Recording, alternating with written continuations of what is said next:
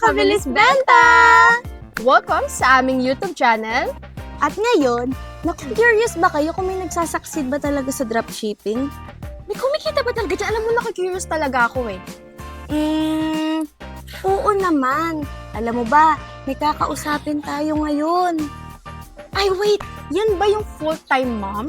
Pero ngayon, kumikita siya, hindi niya napapabayaan yung duty niya sa kanyang mga anak. Oo. Isa pa, hindi niya nako-compromise yung pagiging full-time mom plus yung mga anak niya. Grabe, legit pala yan? Sino ba yan, partner? Ayun na nga, partner.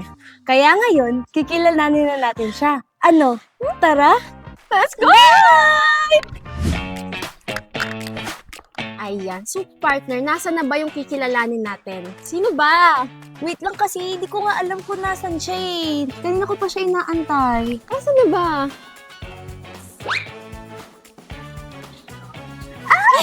Hello, ma'am! Nice to meet Hello you po! Ayan. So, let's welcome Miss Daisy! Ayan, ma'am. Baka naman pwedeng ipakilala niyo po muna yung sarili niyo sa ating mga viewers. Yes. Hello mga kabilis benta. Ako si Daisy. I've been with the Bilis Benta Dropshipping Company for 5 months now. And so far, so happy.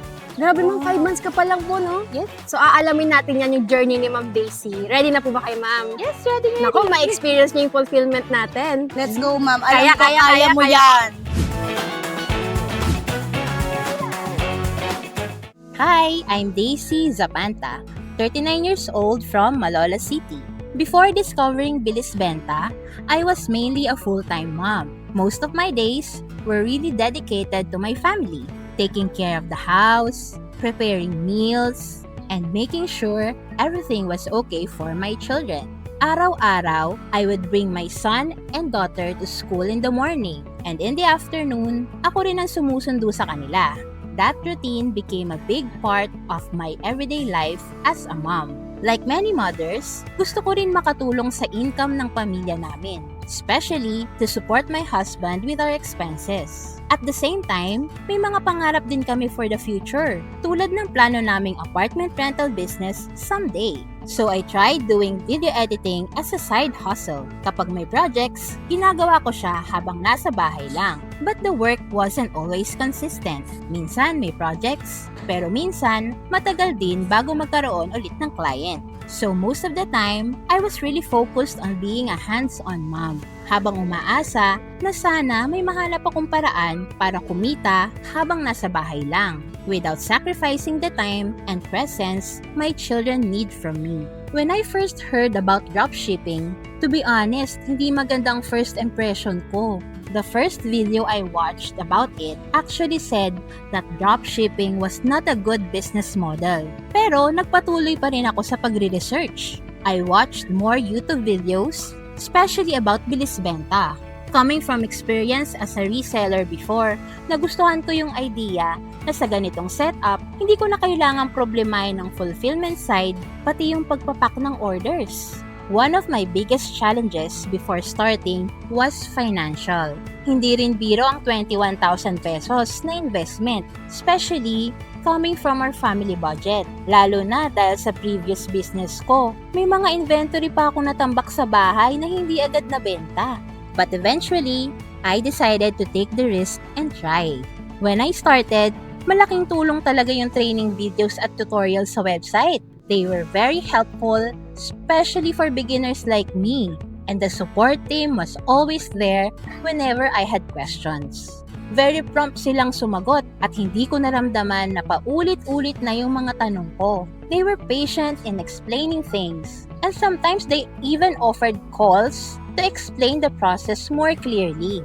Of course, may kaba rin ako. Kasi libo-libo na ang sellers sa platforms. And I wondered, makakasabay pa kaya ako sa kanila? But something memorable happened. I optimized my listings on September 22, 2025. And by September 25, I already got my first order. Actually, tinanong ko pa nga yung team kung galing ba talaga sa Bilis Benta yung order kasi parang di ako makapaniwala. The product that I optimized that time was candles, and the timing was just right. Sobrang saya ko nung moment na yon. And at that moment, naisip ko talaga, kaya naman pala. After that first sale, my mindset changed. I realized that even if there are many sellers and competition online, posible pa rin pala na makabenta kung tuloy-tuloy lang ang effort. But the biggest improvement in my life wasn't just about earning. What really changed was my mindset. Sa negosyo, natutunan ko na kailangan mahaba ang pasensya. And you also need to give grace to yourself habang nagsisimula ka pa lang. And I realized something important. Kung kaya kong maging patient at understanding sa ibang tao sa negosyo, why not apply the same grace sa pamilya ko, sa asawa at sa mga anak ko? I also learned that the only time the fight really ends is when you decide that it's over. So for me, tuloy lang ang laban. Marami pang challenges, but little by little, I continue to improve.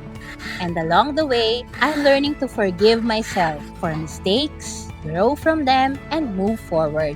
Because this journey, it's not just about business. It's also about becoming a better entrepreneur, a better wife, and a better mother. So yan ma'am, since na-experience mo yung fulfillment natin, kamusta naman po ang experience? Maganda yung experience kasi syempre first time kong makakita ng gantong setup. Bilang dati nga akong reseller, di ba? Hindi pa sa dropshipping. Pero iba yung sobrang large scale. Sobrang nakaka-excite at ang gandang experience. Ano ma'am, nagka-master ka na ba? Napagod ka ba ma'am? Konti pa. Kasi di ba right now po, ang setup po natin sa dropshipping is may house po kayong store, pero hindi po kayo ang nag-handle ng fulfillment o ng operation side.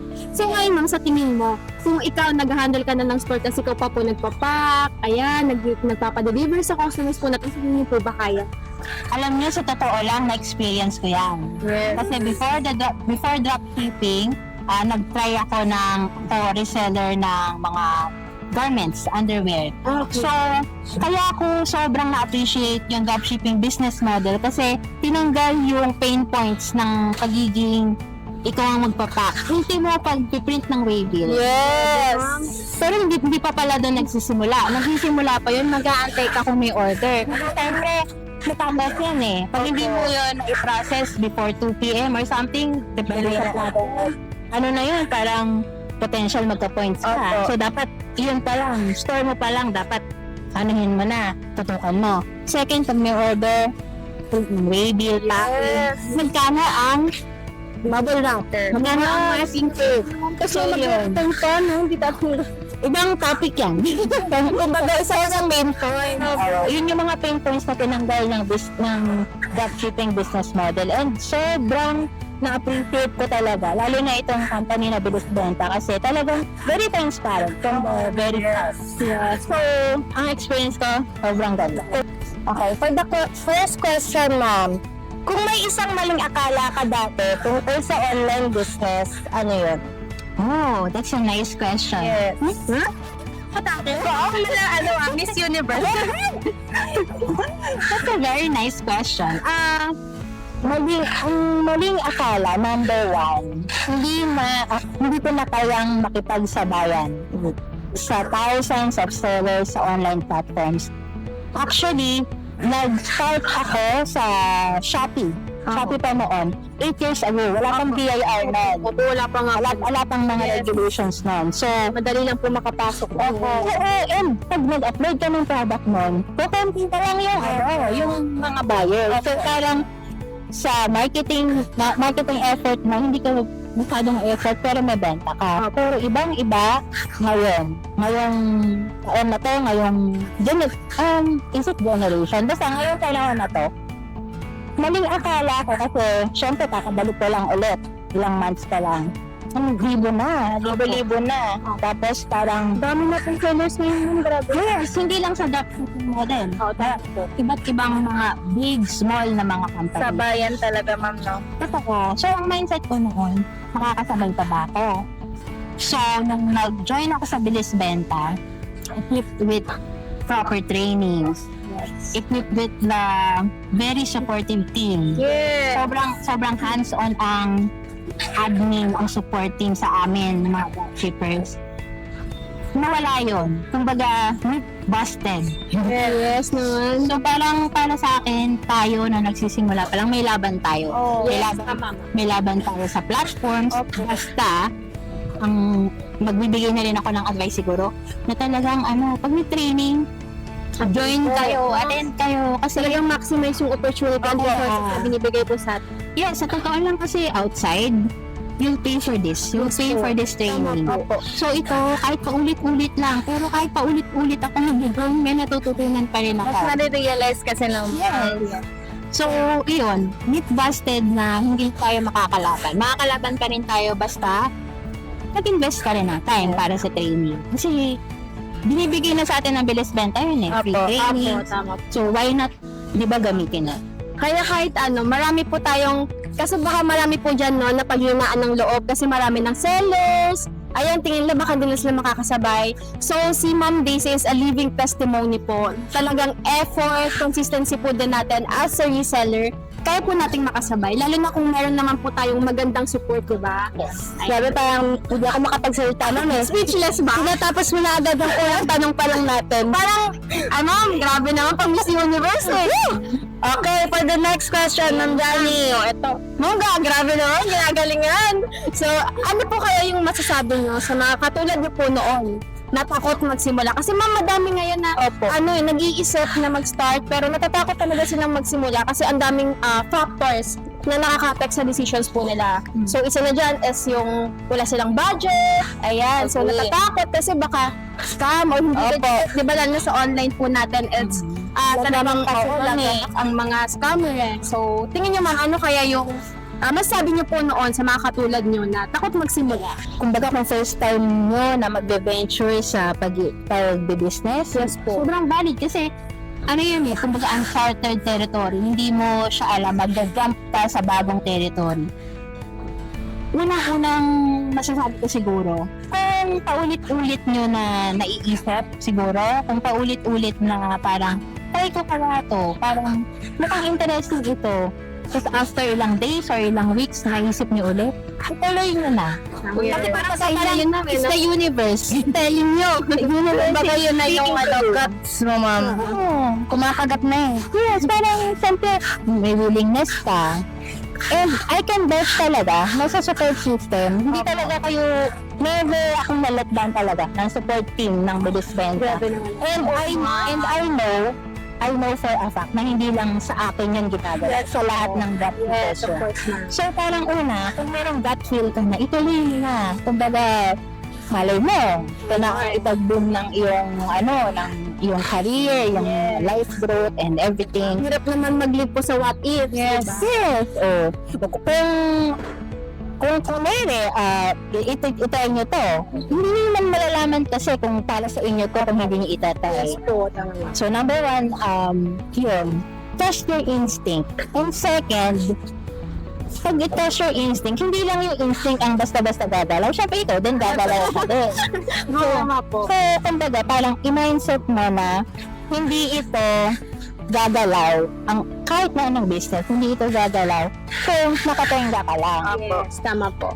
Wala ka pong gagawin. Yes, ako for myself, I know, sobrang nasa baby step pa lang ako, nasa ground level, wala pa nga sa level 1. And, mindset ko talaga na yung ROI, darating yan, kung araw-araw, meron akong knowledge na i-equip yung sarili ko. Yes, Hindi lang sa sarili ko.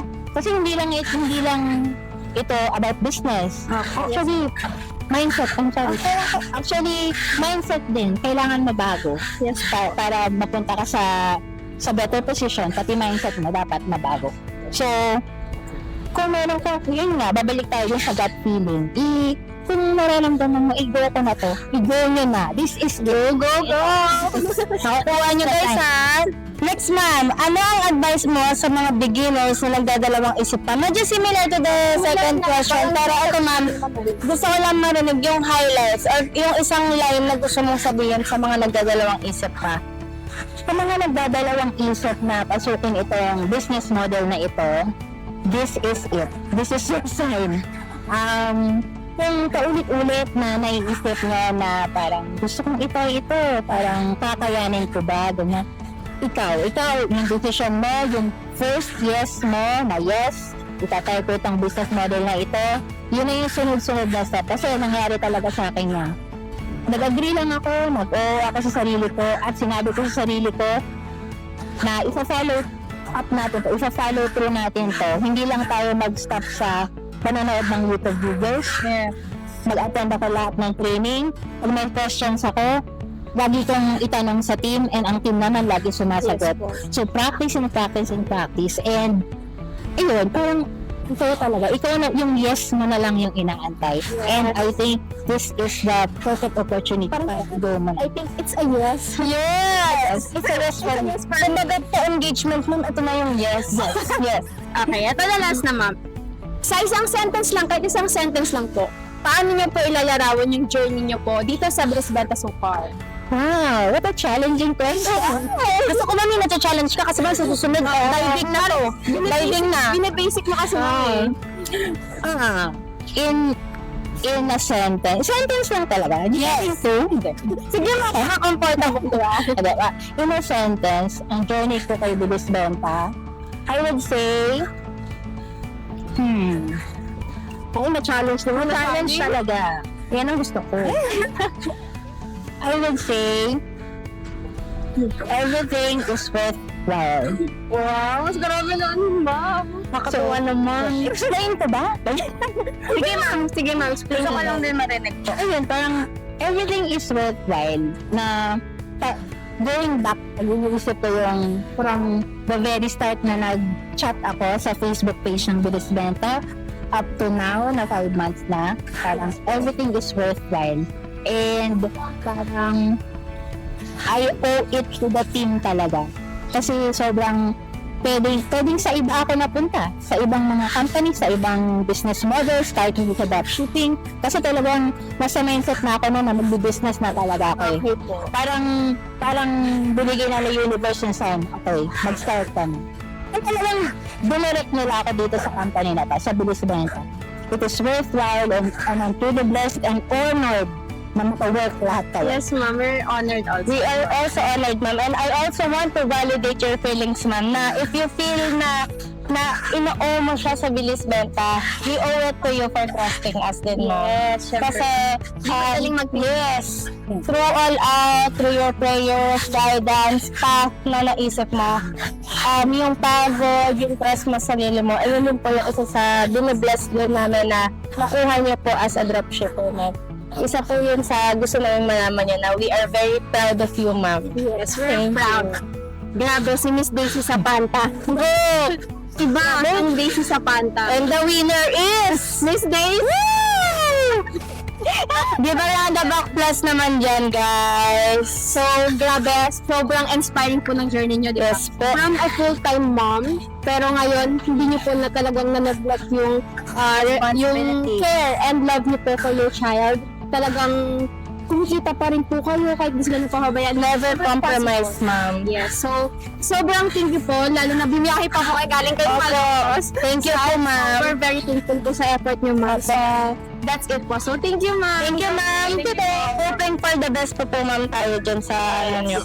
Pray, ma'am. And pray natin ng store niyo patuloy pang lumago. Okay. Thank you po. Ayan, so, And that's it, mga Kabilis Benta.